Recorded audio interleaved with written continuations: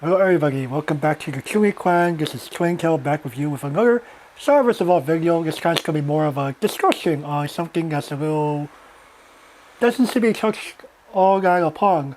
So let's go ahead and get right into it after the intro.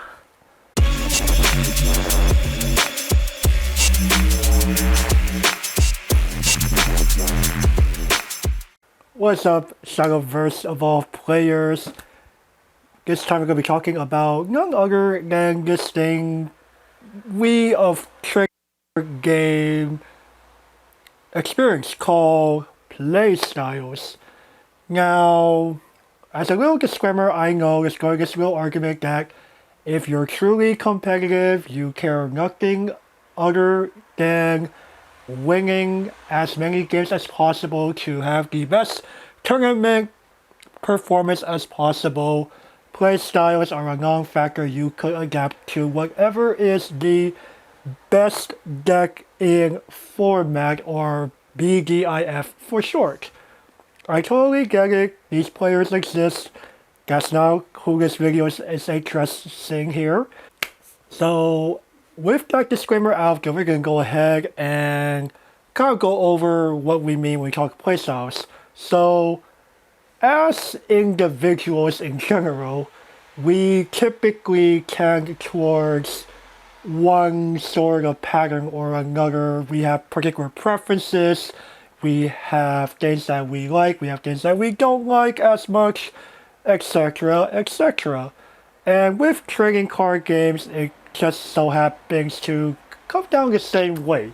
So, that being said, we have to preface this with going over the 5 different types of strategies that exist within Shadowverse Evolve. As a quick rundown, when we went over them on how to build your own first Shadowverse Evolve deck, they are aggro, the type of deck that wants to win as quickly as possible. You have tempo, a type of deck that just simply aims to stay ahead of opponents, aiming to trip them up if they start to get ahead of you. Mid-range, very much as the name implies, it's a very middle of the pack.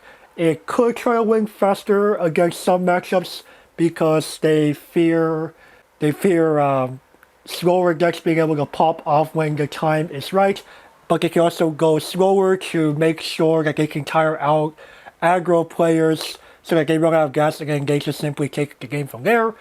Then you have control, which is all about minimizing the number of plays your opponent can do by doing things like getting rid of their board or making it harder for them to establish any sort of win condition in general where possible. And on the opposite end of control, you have combo. You just simply sit back, assemble a bunch of pieces in time to proc them all in sequence and go for your win con from there. So we are going over this because this kind of brings us to examples of playstyles. So going to the first deck archetype, aggro, we find that these are for players who just really like fast-paced games. They like games that are simple. They want to make sure their strategy is simple. They want what some people might call brain-dead strategies. So these are very much the I wanna win or lose fast sort of deal. Game's gonna end quickly no matter which way we go. Fast-paced players, or as we like to call them. Then you have people who tend towards the likes of tempo. They like being able to answer things as the game progresses. They prefer to be more adaptive. Adaptive players tend towards tempo as a result of those decks playing more of these, say, one-for-one answers, trading where necessary, that sort of thing, and making sure that they stay ahead as a result of having better parity, or by going parity, eventually you'll draw your better outs and then winning the game from there sort of deal. Then adaptive can also go in the mid-range category because mid-range tends to play similar cards as tempo, where they do play some one-for-ones here and there. Think A very good example would be the recent during the Booster Set 2 Ring of Bahamut and the collaboration set 1 Uma Musume Pretty Derby. The discard Dragon Deck is very much a mid-range deck for the most part, where it does play very good one-for-ones like Blazing Breath and Serpent Wrath, while also being able to play a board wipe in the form of Conflagration. But on top of that, it also plays powerful damage hitters like Dark Dragoon Forte, both her non-evolve and her evolve, as well as the likes of dealing burn damage across Draco's Rights, and then you have hard hitters like Ogre Cap. Another type of category player who would like to play mid-range would be, say, tanky players. Tanky players tend to enjoy being able to have access to the likes of cards that are able to keep them alive for long enough. Think something along the lines of Dark Angel Olivia with that heal 3, or even Lucifer from Booster Set 01 and then Genesis for the heal 4, or can switch over to a burn 4 on evolve, still you so need it. On top of being able to play stuff like wards, mid-range decks typically have access to wards beyond Bellringer Angel. Think again like in Dragoncraft, the likes of Shanglong, and earlier builds that are playing, say, Dragon Guard. And these players are simply waiting to bide their time, but they're also able to play with thick enough, if I could, legs. I don't think you could really see that. Thick enough legs to be able to run away with the game in certain situations with the likes of some very powerful heavy hitters, or things that are just way too big to deal with. Let's kind of move ourselves on to how tanky players can also end up playing, say, control decks. Think the Aegis Control Havencraft build that was very popular during Reign of Bahamut, where you just kind of sit there to assemble this really, really big monstrosity that could have ward via the likes of Guardian Sun, and it's indestructible, it has aura, and it's a very powerful hulking beast. Your opponent gets to dedicate something like 4 to 5 cards just to get rid of it, so you just win in card advantage that way. You also play a ton of healing in the Legends of Havencraft, Dark Offerings, a very, very powerful card, just saying. And on top of that, you are able to make sure that you could tank as many tiny hits, or you just simply have a way to answer those tiny hits before they add up to finish you off for lethal. You don't want to die unnecessarily. So tanky players, they love playing mid-range control.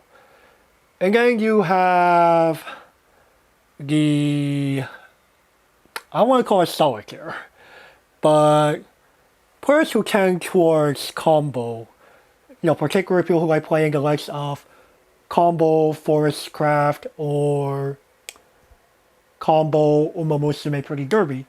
They are people who just want to assemble either powerful win conditions via the likes of assembling enough things to do enough burn damage or face damage in the likes of combo Forestcraft. Think doing their shenanigans in earlier turns. Again, third card, you're going to play your Crystalia Kia, who then brings out your powerful Crystalia Eve token, or even just classic shenanigans involving Ancient Elf, making her a powerful 5/5 that you may or may not work depending on which part of the game it is.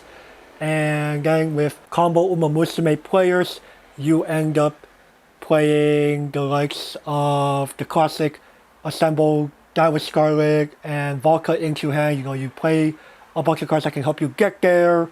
The one of Initiation Trial, the one of Ikuno Dictus, up to 3 copies of Narita Top Road, and hopefully maybe drawing it off of the likes of Flowers for You in the early parts of the game. Again, by around turn 6, turn 7, assemble Diamond Scarlet, 2 Vodka, maybe 1 more forward depending if it was just simply like got left there from an earlier turn, or even Special Week Evolve, and play even just 1 spell, boom, boom, boom, boom, boom, bunch of procs happen, your board is powered up by Q thanks to two vodka procs happening right there. That is insane. It's very powerful. This is kind of the reason why Dragoncraft had to go back to playing the likes of Serpent Wrath and Conflagration to answer this sort of board. But that all being said, these players, they like being able to figure out big plays. They're kind of, some of them tend more towards the show-off side. Some of them tend more towards big brain. This is big brain time. Side if they they want to figure out a convoluted sequence to figure out a path for lethal that way. Some people might call them cooks, chefs in that regard, scientists even. So these are just some examples of some common playstyles that you see from the deck archetypes in that regard. Now, of course, we can also categorize playstyles by what some previous games in general have kind of coined as white versus black, where a white player is one who is trying to win via doing actions that directly benefit themselves. Very classic way of doing this would be in the likes of a Leonidas mid-range sword deck. You assemble the likes of Floral Fences to establish early board. You then plop down Leonidas, he dies as an evolved, spawn your Leonidas Resolve token amulet, and then bring all your forwards to town. They all get punked by 3/3. They get rushed. You just try to win because all your guys, you're doing things that are benefiting your board. And then as for black players, these are players who aim to win by disrupting the opponent, by taking away the opponent's resources, by kind of lessening their ability to play the game.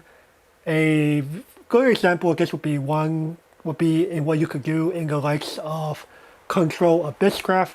You can have access to cards like Nice Nature and Crazed Executioner to deplete your opponent's hand, as well as using cards like Soul Dealer to obliterate their board while also getting some life back on your own. Just some examples of white versus black in that regard. So overall, playstyles are pretty much preferences. Some people prefer to play a trading card game, whether it be Shadowverse, Evolve, or otherwise, in some preferred method as opposed to what is objectively the best method for the meta game at the time, so to say. So all in all, players, you can choose what you would like to do if the game allows it. Of course, some games just don't really believe in every single type of playstyle. Think Wise Wars, where you can't really do things like control or combo due to the way that the key mechanics of that game work. But here in Shadowverse Evolve, the world's your oyster in terms of what you could pick for playstyle, what you prefer to build, play in a tournament, and satisfy your dreams and fantasies that way. Side games and Bushido have made it all very much possible, and this is just going to continue to expand as the card pool expands, of course. So with that being said, thank you all for watching this. We hope you continue to embrace the genres, and we'll catch you all over in the next video. Bye bye.